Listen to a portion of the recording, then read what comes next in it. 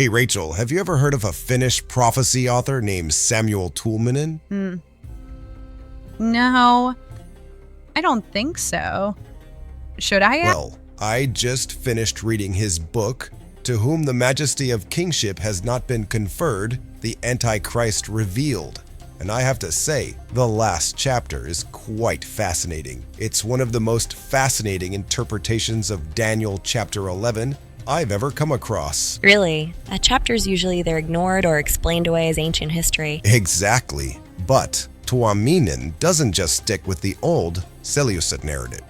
He actually traces the prophecy across millennia, from ancient Persia and the Byzantine Empire to the rise of Islam, the Ottoman period, even up to British imperialism and modern-day Israel. It's a bold scope, but does he back it up? Surprisingly well. It's deeply researched, but also prophetic in tone.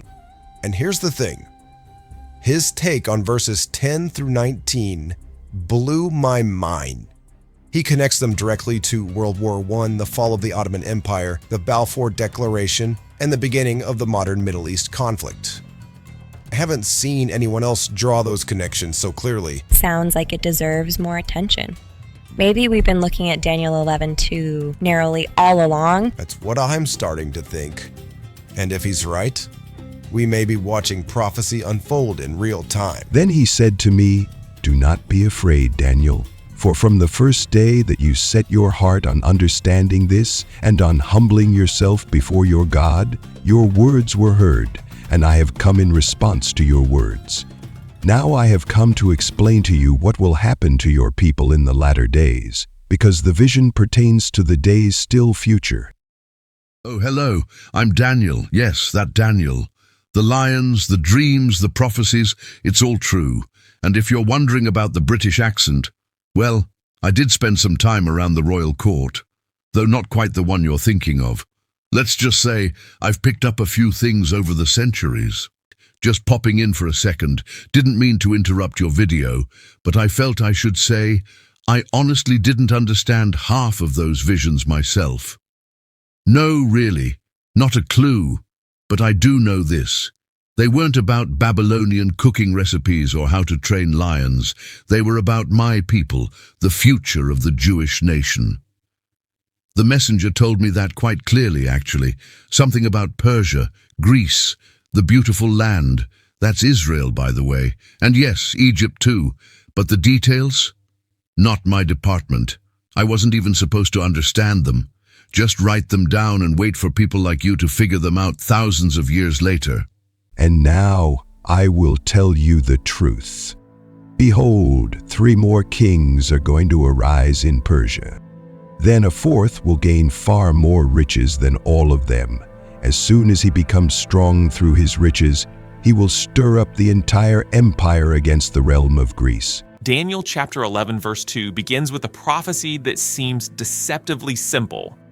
3 more kings will arise in Persia, and then a 4th, far richer than all the others. When he has gained power by his wealth, he will stir up everyone against the kingdom of Greece. At the time Daniel received this vision, in 536 BC, Cyrus the Great was already king of Persia. So the 3 more kings are typically identified as his successors. Cambyses II, Smerdis, also known as Bardaya, and Darius I, known for strengthening the empire. The 4th king, richer and more powerful than the others, is then either Darius I, if Cyrus is counted separately, or more commonly Xerxes I, the king who famously launched a massive invasion against Greece. And this is precisely what the prophecy foretold. He shall stir up everyone against the kingdom of Javan, Javan being the ancient Hebrew word for Greece. Xerxes' invasion marked the height of Persia's westward expansion, but also its turning point. For although Xerxes reached far into Greece, his campaign ultimately failed. And in the long shadow of that failure rose a new power, one foretold in the very next verses of Daniel's vision. Alexander the Great, the mighty king of verse 3, would rise from Greece and crush the Persian Empire, just as Daniel had written nearly 2 centuries earlier. Now here's where things get really fascinating. While most interpreters understand Daniel 11:2 to refer to the ancient Persian kings leading up to Xerxes' invasion of Greece, This same verse appears to foreshadow events that happened more than 1,000 years later. That is, the Great War between Sassanid Persia and the Byzantine Empire in the early 7th century. The final showdown between two superpowers just before the rise of Islam. To understand this, we need to follow a simple interpretive key used throughout the book of Daniel. In Daniel chapters 7 and 8, we're told that kings can represent both individual rulers and entire kingdoms. For example, Daniel 7:17 says, "These 4 great beasts are 4 kings." But verse 23 makes it clear they symbolize kingdoms. Likewise, in Daniel 8, the verse 21 says the shaggy goat is the king of Greece, i.e. the kingdom of Greece, and the large horn that is between his eyes is the first king, meaning its first ruler. Applying that standard here, the 3 more kings of Daniel 11:2 don't have to mean 3 individual rulers. They could just as well refer to 3 successive empires that rose in Persia after the fall of the Achaemenid dynasty. Seeing this way, the 3 are: first, the Seleucid Empire, not ethnically Persian, but it rose from Persia and ruled over it. Second, Parthia. And third, the Sassanid Empire, which in this reading is also the 4th king if we count the Achaemenid Empire as the first. And it's precisely Sasanic Persia that matches the prophecy best. And it just happened to be the last Persian empire, not only it's the most richest one. It rose to unprecedented wealth and power, especially under Khosrau I, who brought Persian civilization to its golden peak. But it was under Khosrau II that Persia, quite literally, stir up everyone against the Kingdom of Greece, launching a full-scale invasion of the Byzantine Empire. And yes, the Byzantine Empire was also called the Eastern Roman Empire, but throughout the Middle Ages, it was widely known as the Kingdom of the Greeks. In fact, Heraclius, the very emperor who fought back against Khosrau, was the first Byzantine ruler to adopt the title Basileus, the ancient Greek word for king, and he officially changed the empire's language from Latin to Greek. Right before Persia's invasion, so whether in the 5th century BC or the 7th century AD, Daniel's vision holds true. Because in prophecy as in history, some stories are too big to happen just once. And a mighty king will arise, and he will rule with great authority and do as he pleases. But as soon as he has arisen, his kingdom will be broken up and parceled out toward the 4 points of the compass, though not to his own descendants, nor according to his authority which he wielded, because his sovereignty will be removed and given to others besides them.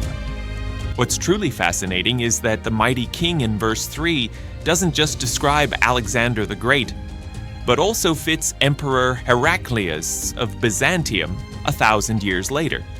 And remarkably, both men believed they were fulfilling Daniel's prophecy. The historian Josephus tells us that when Alexander reached Jerusalem, Jewish priests showed him Daniel's vision of a Greek king defeating Persia, and Alexander saw himself in that prophecy. Centuries later, Heraclius saw those same Hebrew prophecies and interpreted them as speaking of him. When he launched a massive campaign against Persia, retook Palestine and Egypt, and entered Jerusalem as a divinely chosen deliverer to kings, to empires, one vision stretching across the ages. The war between Byzantium and Sassanid Persia in the early 7th century was no ordinary conflict.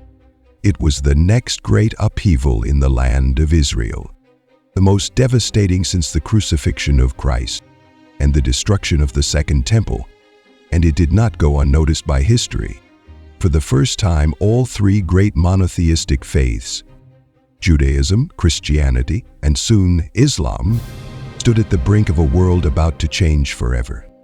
It was the final storm before the desert winds rose, and Islam burst forth like wildfire, sweeping through Jerusalem, Syria, Egypt, and beyond, shaking the ancient world to its foundations. When Khosrau II took Jerusalem, he granted the Jews permission to return and even encouraged them to rebuild the Temple of Jerusalem. It was as if he saw himself as a new Cyrus, a redeemer of Israel. But that hope was short-lived. Khosra betrayed the Jews and joined forces with the Emperor Heraclius, a man no less hostile to the people of the covenant, and so once again the chosen people were caught between the crushing weight of empires. Centuries earlier, the one who appeared to Daniel, the coming king and the redeemer of the Jews, had said, "Now I return to fight against the prince of Persia. And when I have gone forth, behold, the prince of Greece will come, but I will show you what is written in the book of truth. And none stands with me against them, except Michael, your prince." At its core, Daniel chapter 11 tells a story of ongoing conflict. A centuries-long struggle in which the Holy Land, and especially Jerusalem, stands at the very center. A battleground between east and west, north and south. Played out not just between kings, but between entire civilizations. In this prophetic vision, the Dardanelles and Bosporus Straits form the dividing line, the watershed between the continents of Asia and Europe. It was across these very straits that Xerxes I of Persia launched his invasion of Europe, and over 1,000 years later, Khosrow II did the same. But Europe struck back, first through Alexander the Great, and later through Heraclius, Emperor of Byzantium. These invasions laid the foundations for the Western world as we know it, a civilization that still draws its identity from Athens and Jerusalem, from Greek philosophy and Judeo-Christian values. The old Zoroastrian Persian Empire fell, but in its place rose the Islamic world. And so the East-West conflict continued, now between the cross and the crescent. Some historians even view Heraclius as a kind of proto-crusader, the first Christian emperor to reclaim Jerusalem, bringing with him what medieval Europe would revere as its most sacred relic, the true cross of Christ, recovered from the Persians. Ah, yes, the true cross. According to Christian tradition, it was the actual wooden cross upon which Jesus was crucified. The story goes that it was discovered in the 4th century by Helena, the mother of Emperor Constantine, during her pilgrimage to Jerusalem. From that point on, the true cross became one of the most venerated relics in Christendom. Not just as a symbol of faith, but as a kind of divine guarantee, a physical connection to the moment of redemption itself. In the medieval imagination, possession of the true cross was almost like having God's personal endorsement of your empire. So when Heraclius reclaimed it from the Persians and brought it back to Jerusalem in the 630s, well, that was seen not just as a military victory, but as a cosmic restoration of divine order. To put it in modern terms, it wasn't just a religious artifact. It was the crown jewel of medieval geopolitics. Whether or not we believe in the miraculous powers of medieval relics, there's something undeniably fascinating about the story of the true cross, because in many ways it connects the events of the 630 SAD to a moment nearly 6 centuries earlier, to the very heart of Christian history. The book of Daniel, chapter 9, foretold with stunning precision the exact timing of Jesus Christ's death, right down to the very week in April of 33 AD. And if the story is true, that Helena, the mother of Constantine the Great, discovered the original cross on which our Lord was crucified under Emperor Tiberius, then Heraclius wasn't just a Christian emperor. He was, quite literally, the first crusader in history. The wooden cross, once a symbol of shame and death, a tool of Roman slavery and execution, had now become a banner of divine kingship. And the Jewish rabbi once nailed to it was now held as a king before whom even Roman emperors bowed, a king whose cross inspired them to march into battle, to reclaim the holy city from the hands of unbelievers.